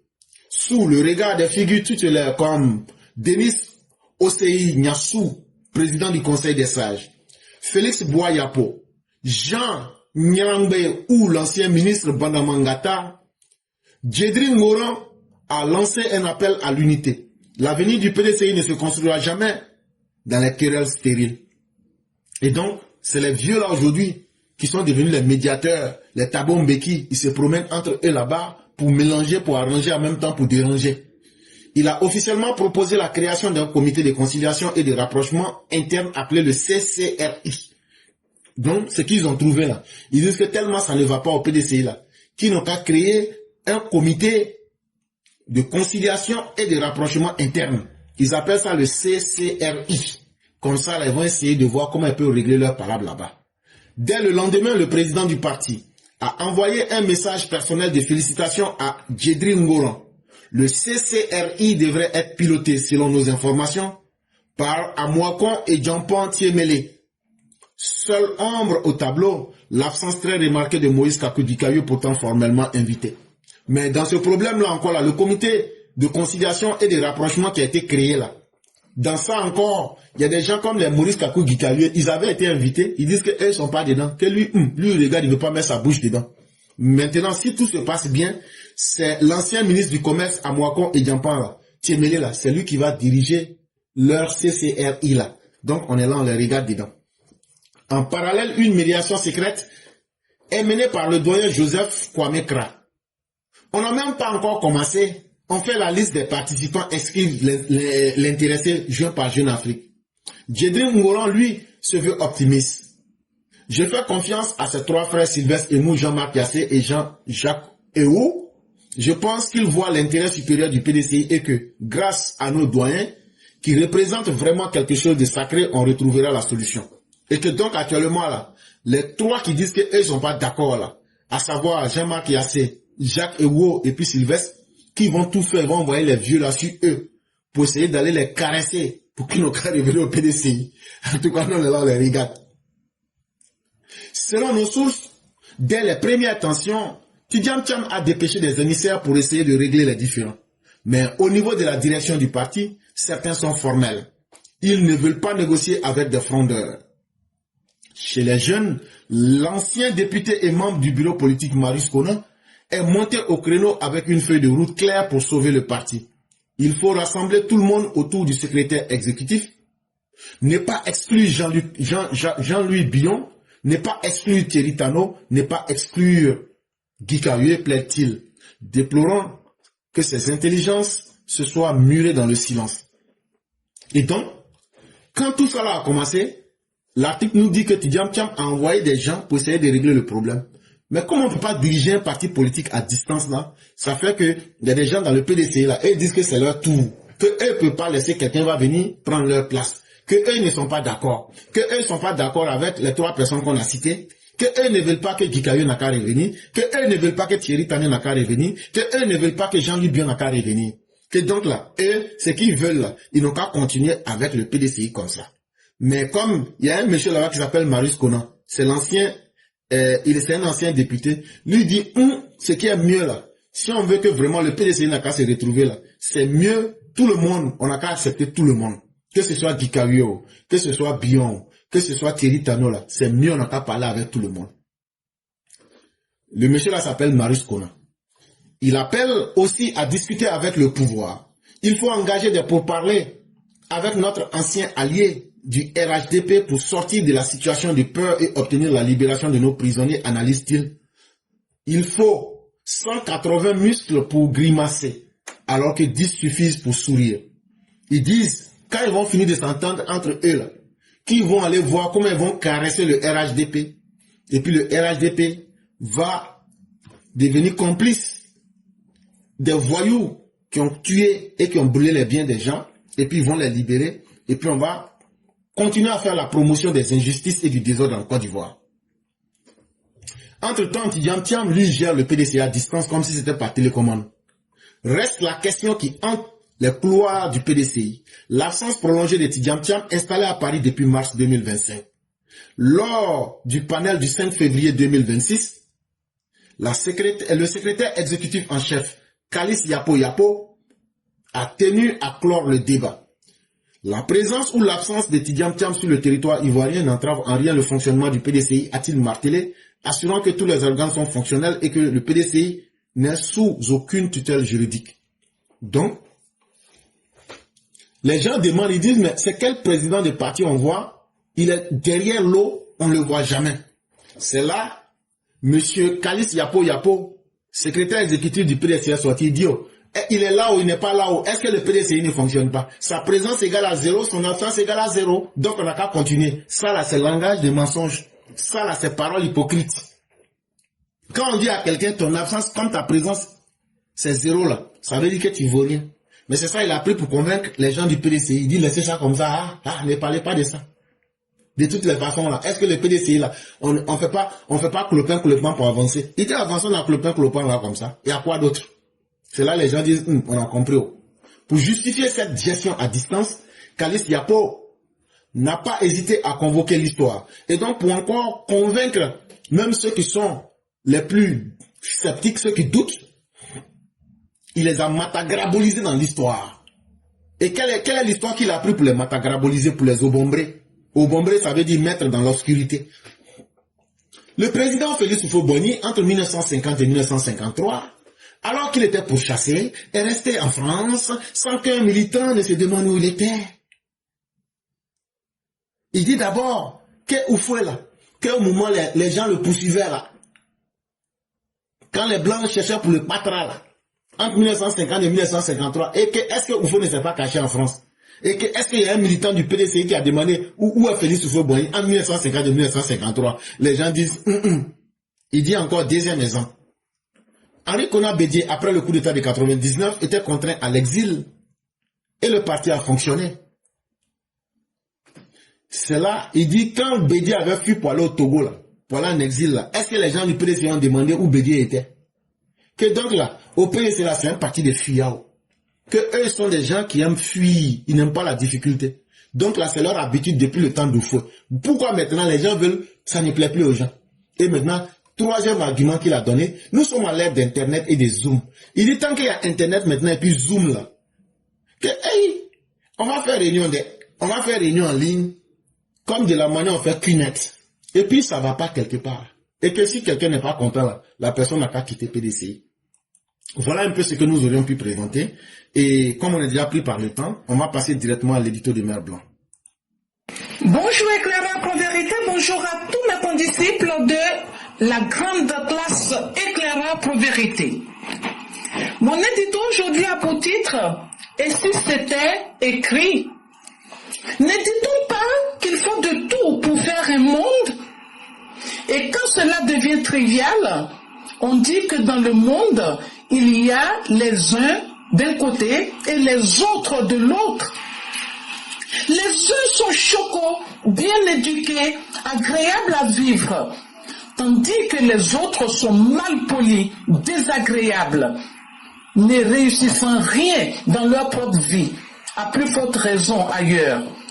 Les chocos profitent du bien qu'ils rendent, alors que les laits nagent à compte courant. Ils se sont égarés eux-mêmes. Ils ne valent tellement rien qu'ils reviennent la queue entre les pattes pour demander la clémence à ceux qu'ils ont heurtés des années durant. Que pouvions-nous attendre de personnes qui agissaient sans conviction, même pas sûres de la justesse de leur propre combat? Croyaient-ils peut-être que nous leur accordions du crédit à eux-mêmes et à leurs aboiements? Non, pas du tout. Pour la simple raison qu'ils sont pour la plupart divorcés, même pas capables de gérer un foyer. Ils sont des papas du dimanche, voyant leurs propres enfants une fois par semaine. Des voyous cracheurs de venin, des lâches payés à médire des personnes vivant à 6000 km d'eux. Ils ont agressé nos oreilles de propos sordides et mon président fut leur cible principale. Ni sa génitrice, ni ses enfants, ni même son épouse n'ont échappé à leur méchanceté. À vous qui avez choisi la médisance, écoutez ceci. Le prophète Muhammad, paix et bénédiction soient sur lui, a dit, et je cite, « La médisance est plus grave que l'adultère, et Allah ne pardonnera pas aux médisants tant que celui qui a été lésé ne leur aura pas pardonné. » Eh bien, chers médisants, vous l'avez très profond, chers vénéneux, bien fait pour vous. Vous ne pouvez même pas aller à Abidjan. Et c'est pas pour demain la veille que vous irez à Abidjan. Merci et à bientôt. Merci infiniment à Mère Blanc. Merci encore de cette thématique qu'elle ramène au goût du jour pour nous rappeler combien certaines personnes peuvent être plus basses que la terre elle-même. Nous sommes sur le terrain politique, le terrain des idées et le terrain des propositions. Regardez ce que je viens de faire. Je prends le PDCI, je parle de leur vie politique, sans insulter, je montre la réalité. Ils peuvent en faire autant. Et etc. etc. C'est cela la politique. Mais prendre des insulteurs publics, prendre des mal élevés chroniques, venir les transformer en des personnes qui doivent occuper l'espace politique. Ah, tel abuse ça, tel abuse son médicament, ça. Non. Aujourd'hui, vous étiez dans la médisance. Et comme disait Mère Blanc, le Coran même va plus loin. Seriez-vous capable de manger la chair de votre propre frère? Voilà comment l'islam même considère la médisance. Quand tu parles de quelqu'un sans avoir le courage de ce que tu pourrais dire en face de lui, c'est comme si tu mangeais sa chair. Et cette incapacité, cette irresponsabilité-là, vous n'aviez pas compris que quand vous vous attaquez à la vie personnelle des gens, là, ça peut devenir un problème qui va vous poursuivre. Aujourd'hui, le PDCI ne peut pas me poursuivre parce que le PDCI prend l'argent public, prend mon impôt. Et donc, tant que je critique le PDCI et que je reste dans le cadre politique, il n'y a pas de problème. Mais vous avez voulu faire les cassements de papeaux. Vous avez voulu faire dans l'imbécilité et dans l'irrespect absolu. Aujourd'hui, maintenant que votre destin est en face de vous, vous n'avez pas le courage d'assumer et vous voulez tourner en rond. Ça ne va pas se passer comme ça. Le faux pardon que vous demandez là, ce ne sera pas accepté. Vous n'allez pas échapper à la case justice et ça sera pour vous tous. Merci à Mère Blanc. Merci à tous ceux qui nous ont suivis. Nous avons 1, 2, 3, 4 personnes. Voilà. Donc, on ne prendra plus personne. Et on ne donnera que 5 minutes maximum à chacune des personnes. Et on va vous demander d'être très efficace. Puisqu'on est déjà largement pris par le temps. On est coincé par le temps. Soyez efficace, soyez bref. Et dès que vous aurez atteint la 4e minute, je vais vous dire, vous avez atteint la 4e minute. Faites votre conclusion et laissez la parole. Et merci à tous ceux qui nous ont suivis. Et que la grâce de Dieu demeure en nous.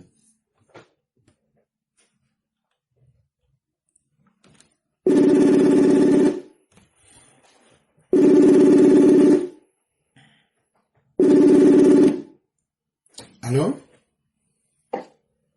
Allô? Oui, bonjour chère mère, comment allez-vous? Je vais bien, bonjour Clara pour vérité. Comment allez-vous? Grâce à Dieu, tout va très bien. Et de votre côté? Ouais, moi ça va, c'est le temps qui nous fatigue, on n'a pas de soleil, il pleut. Il n'y a même pas de rayons de soleil pour chauffer un peu notre cœur, mais on fait avec. Non, ça va aller, ça va changer. J'espère. Okay. On attend le printemps. Donc moi je ne vais pas être longue. Je voulais parler au gouvernement. Comme ils veulent sévir, il faut qu'ils sévissent vraiment. Il ne faut plus laisser la chienlit dans notre pays. Il ne faut plus laisser n'importe quoi, faire n'importe quoi dans notre pays. Il faut que ce pays-là soit respecté avec à sa tête notre Baobab, notre Alassane Ouattara. Moi, je veux qu'il soit respecté. Je ne veux pas que les fourmis, les magnats, les vers de terre, les bons à rien viennent lui manquer de respect. Il faut respecter ce pays. Tous ceux qui veulent faire la chianie, qui veulent détruire notre pays là. Cette année, nous sommes en 2026. Le nouveau gouvernement qui est là, il faut qu'il prenne vraiment les responsabilités pour enfermer tous ceux qui veulent faire n'importe quoi. Et ceux qui sont en prison, il n'y a pas de pardon. Il faut les enfermer. Et ceux qui ont fui pour venir à l'étranger, s'ils veulent rentrer, ils vont passer par la case prison. On ne veut plus n'importe qui, n'importe quoi dans notre pays. Et tous ces réfugiés qui viennent là, il faut qu'on fasse attention à eux. Chers Ivoiriens, faites très attention à vous. Ne faites pas confiance aux étrangers, à ceux qui viennent de l'AES. Ne leur faites pas confiance. Donc voilà ce que je voulais dire. C'était un coup de gueule parce que trop c'est trop. Et merci infiniment éclaireur pour tout ce que vous nous enseignez, pour tout ce que vous nous dites. Grâce à moi, grâce à vous, je suis fière et heureuse d'être avec vous pour l'enseignement. Merci à toutes mes Mao et à tous les Chao. Merci infiniment. Merci à vous-même, chère mère. Merci encore de cette belle qualité des propos que vous aviez tenus. Et merci de nous faire confiance. C'est ensemble que nous faisons le travail. Et c'est une classe où nous apprenons les uns des autres. Et continuons à aider la Côte d'Ivoire, contrairement à ceux qui pensent que parler de politique, c'est être dans tout ce qui est inutile. Nous cherchons à ce que les gens comprennent la réalité. On leur donne l'autonomie de pouvoir faire leur propre choix et la capacité de pouvoir décider d'eux-mêmes. Pour nous, c'est ça, faire de la politique. Et vraiment, merci à vous-même pour tout votre soutien. Et on souhaite que la grâce de Dieu et sa miséricorde nous accompagnent en tout temps et en tout lieu. Amen. Merci, Claire. Merci beaucoup, chère mère.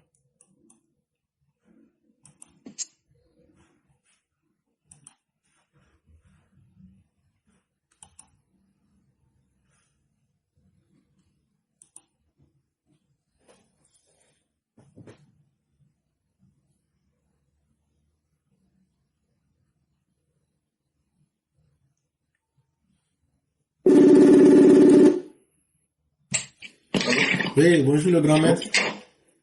Oui, bonjour professeur, ça va bien? Oui, ça va, chez toi-même? Oui, ça va, ça va. Ok, donc on va te laisser tes 5 minutes. Ok, bonjour à tous ceux qui nous écoutent. Donc, j'aimerais interpeller nos autorités concernant le quartier Ndotri, vers Bobola. En fait, on me rapporte des informations comme quoi, ces temps-ci, il y a beaucoup d'agressions qui se passent là-bas. Je m'explique. Il y a beaucoup de coupures d'électricité. Donc, c'est quand même assez bizarre. La personne qui m'a rapporté ça, je lui ai dit, mais quand on n'appelle pas la police, il me dit, mais si on n'a pas courant là, comment on peut avoir batterie pour appeler la police? Donc je me demande, est-ce qu'il n'y a pas de sabotage dans ce secteur-là pour couper l'électricité aux gens et puis profiter pour agresser la population, je ne sais pas. Donc j'aimerais aux autorités d'apporter une attention particulière dans ce quartier. Avec tout ce qu'on connaît avec l'AES là, on ne sait pas. Donc ça c'est ce côté-là, j'aimerais interpeller les autorités. Deuxième point rapidement. En fait, la dernière fois, je vous avais dit, j'avais lancé un message au ministère de la Construction. J'aimerais dire au ministère de la Construction que on a trop de problèmes immobiliers là. Faut pas augmenter les problèmes. Je vous avais dit que la liste des entrepreneurs agréés qu'ils ont mis sur le site là, ils ont mis le nom des entreprises, mais ils n'ont pas mis les numéros ou appeler pour ne pas se tromper. Et là, je me promenais, j'ai vu une entreprise qui s'est plaint. Une entreprise qui a agréé, il y avait des gens qui faisaient des affiches au nom de cette entreprise-là. Et l'entreprise a fait des communiqués pour dire non, que ce n'est pas eux. Donc, encore une fois, j'aimerais dire au ministère, c'est bon de donner la liste des entreprises, mais il faut qu'il vous ajoute les numéros fiables où on peut appeler pour éviter le problème dans l'immobilier parce qu'on en a assez comme ça. Donc ça, c'est ce que j'aimerais terminer avec Franklin Yamsi. Et je vais le dire en bambara, si vous me permettez. Il n'y a pas de problème. Mais fait qu'à fort malien ou bien, malien. Alors malien nous manque. Aya surasi nous, aya surasi, asimi koita. Ana la mo. Au côté Franklin Yamsi, Camerounais tchèdolo. À côté Franklin Yamsi, aye tarakata alu asrasu kan. Surasu école so de B Bamako. Au côté Franklin Yamsi et tarakata alu asrasu kan. Keleke chula quoi. Kelebe kenyam kan. Français Franklin Yamsi takata katolu kan. Mais Franklin Yamsi Johnny. Franklin Yamsi ke. Adela ka foke. Asimi Goïta et ça. Adela ka fo. Allez le bruit là. Ka wia fo. Ka foke ka o ka Niger aéroport attaqué nike. Franklin Yamsi bola ka fo. Que Ivoire avion nike. Que Diadous tube Ivoire avion de kono. Kata aéroport Niger attaqué. Tu en t'es, oui allez tube. Donc Niger mo bola kunu. Ka foke Côte d'Ivoire senta la bi. Côte d'Ivoire senta la sini. Mais allez Franklin Yamsi kelen bola ka wia fo. Que Côte d'Ivoire senta Niger aéroport attaqué là. Mais nalula surasu tala kata wia fo la dota. Kabla alula surasi école sola. Abela mune ira surasu lai. Abela surasu degi wia fo la. Abela surasu degi fanya fo la. Donc ay sabari ay kumaya surasu fait. Parce que Franklin Yamsi mo ni moi tu sais qu'à confiance kala. Donc à bon attendeur, salut. Je termine avec Abdoul Niang, le journaliste, c'est pas du dernier degré. Abdoul Niang, tu te plains que Gassamala c'est un père de famille qu'on l'a honni. Mais les 49 soldats là, qu'on a honni sur vous là, c'était pas des pères de famille, c'était pas des mères de famille. Ces 49 soldats, ils n'avaient pas des enfants aussi. Les femmes qui étaient là-bas là, parmi les 49 soldats, c'était pas des mères de famille aussi. Donc arrête de nous emmerder. Si vous n'êtes pas capable de dire merci à la Côte d'Ivoire, arrête de te ridiculiser. Espèce de journal de caniveau, de journaliste de caniveau que tu sois. Merci beaucoup. Merci beaucoup, cher frère. Merci encore pour cette interpellation. On espère que ceux qui veulent comprendre comprendront. Mais il faut savoir que quand tu décides de mettre l'ingratitude comme ton compagnon de vie, c'est là que tu souffres plus. Et c'est ça aujourd'hui le problème des Maliens. Et le Malien n'aime que celui qui ne l'aime pas. Voilà le vrai problème du Malien. Mais c'est leur problème. Nous les regardons dedans. Et nous allons voir ce que ça va leur apporter. Franklin Yamsi ne donne pas son expertise au Cameroun, comme si le Cameroun avait déjà tout réussi. Ça devrait faire réfléchir plus d'un. Vraiment, merci à vous-même. Et merci encore pour tous les avertissements et toutes les alertes que vous lancez. On espère que les uns les autres vont s'en saisir pour essayer de s'améliorer, parce que c'est pour cela que nous faisons ce travail. Et c'est pour aider surtout. Vraiment, merci à vous. On va vous souhaiter une excellente soirée avec toute la grâce de Dieu. Merci à vous, bonjour. Merci beaucoup, le grand maître.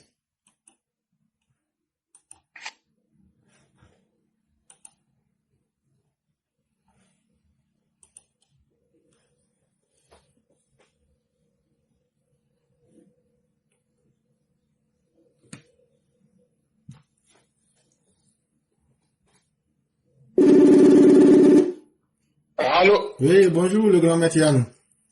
Oui, bonjour mon grand-père, comment tu vas? Grâce à Dieu, tout va très bien. De ton côté? Bon vendredi à tous. Juma Moubarak à chacun et à chacune. Bon Moubarak, vraiment. Ok. Donc, que ce grand mois que nous attendons soit vraiment un mois bénéfique pour tout le monde, pour toute l'humanité, dans tous les sens. Amen.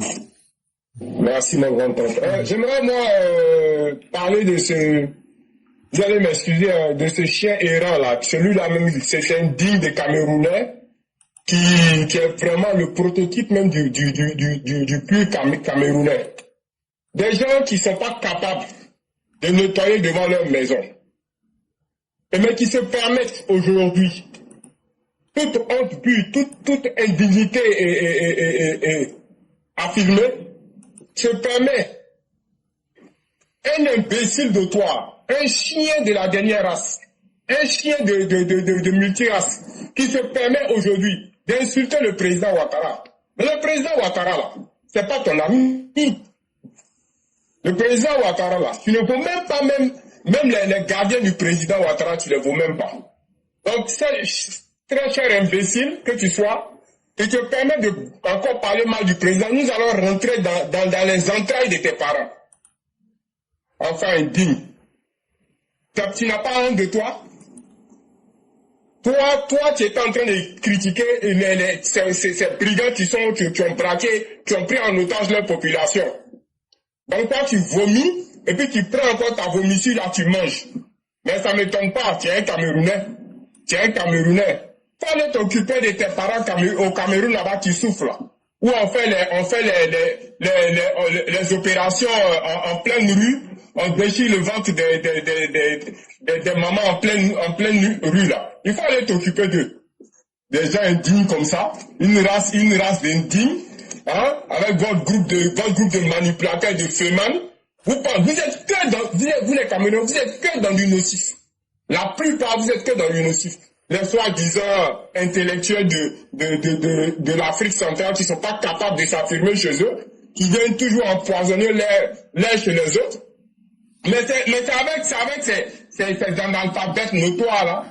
Ces ânes, ces chameaux, ces dromadaires que vous pouvez tromper. Parce que vous savez très bien que en Côte d'Ivoire ça ne marchera pas. Donc tes conneries là, tu arrêtes ça.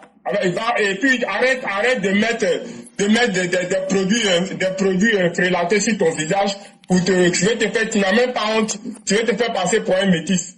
Un faux métis, un sale métis, tu n'as pas honte. Mais oui, je comprends pourquoi tu veux te faire passer pour un métis. Parce que toi-même, tu as un dérèglement mental dans ta tête, et tu te prends toujours pour ce que tu n'es pas. À l'université, là-bas, quand tu étais à l'université, tu avais toujours une manette à main, non? Il y avait quoi dedans? Toujours pour te donner une apparence, pour te donner un genre. Alors que tout le monde sait qu'en bon Camerounais, tu n'es qu'un faussaire, tu n'es qu'un menteur, tu n'es qu'un féman. C'est ça votre premier travail. Faut pas faire, je vais rentrer dans ta maman. Tu as compris? Si jamais encore tu t'en prends au président Ouattara, tu nous trouveras devant chez toi. Imbécile, va. Vous allez m'excuser un grand temps, mais vraiment, j'en ai marre de tous ces vauriens-là, tous ces microbes-là, tous ces crapauds-là qui se permettent aujourd'hui de venir raconter tout et n'importe quoi sur le président Ouattara. Ça suffit. Je vais m'arrêter là. Merci beaucoup, mon grand homme. Merci beaucoup, le grand maître Yann. Et c'est tout à notre plaisir. Cet intellectuel défaillant, cet homme indigne qui n'est même pas fier de la couleur de sa peau. L'expression même de l'indignité. Celui-là, je me souviens, à quelques années, on lui a dit on n'a qu'à faire un débat, lui au moins il n'a pas accepté. Ce vaurien. Si vous, les gens de là, vous le prenez pour un dur là, dites à Franklin Nyamdi, quel éclaireur là, quand je lui avais dit on n'a qu'à faire un débat là, pourquoi jusqu'à aujourd'hui il n'a pas accepté? Parce qu'il sait que je vais mettre son cul de Camerounais là dehors.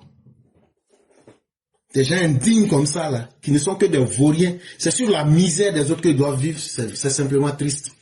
Mais comme les Maliens ont décidé d'être la face honteuse de l'Afrique, eux vont recueillir la racaille. Il n'y a pas de problème, c'est votre problème. Mais nous autres Ivoiriens, nous n'allons pas nous laisser impressionner par ces voyous. Et partout où notre président sera insulté, notre première réaction sera d'abord de mater la bêtise et de remettre les pendules à l'heure. Ça, vous pouvez compter sur nous. Et cher grand maître, vous l'avez bien fait. Et vraiment, merci à vous encore et excellent week-end.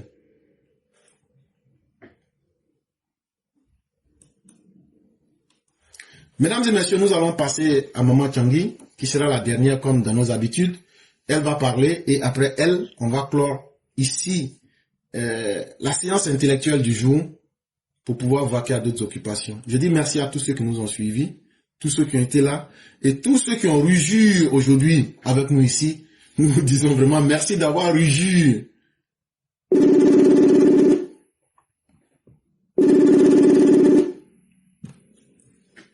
Alors? Allô. Oui, bonjour cher mère, comment allez-vous? Bonjour mon professeur, c'est que toi, je vais bien et vous? Dieu merci, tout va très bien. Alhamdulillah.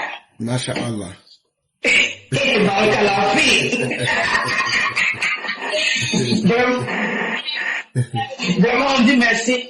On dit merci à Dieu, merci pour la semaine d'aujourd'hui, pour la séance d'aujourd'hui, vendredi. Et vraiment, que Dieu nous garde dans ses grâces et qu'il nous fasse tous miséricorde. Désolé pour le petit bruit là. Ok, bonjour à tous les épélés, bonjour à tous ceux qui nous suivent, bonjour à tous ceux qui viennent de nous prendre en marche. On va dire merci à Dieu pour ce vendredi. Du mois Moubarak à tous les musulmans et excellent vendredi à tous les autres religions. Vraiment, professeur, ce monsieur intellectuel, illettré là, avec ses moustaches impolies qui se promènent partout, qui suit son visage là. Lui, comme ça, quand lui se regarde, depuis lors, il est en train de parler du président Ado, Le président Ado ne fait que monter en puissance. Quand il le regarde, il se ressemble. C'est l'AES. D'abord, j'ai parlé à mes parents de l'AES là. Alors, nous, Mali, Burkina, Niger, Franklin Yamakoudine, Franklin Yamsini. Allez les Kamarounais, Amis Sorogo Yamo. Allez les Sorogo Yamo.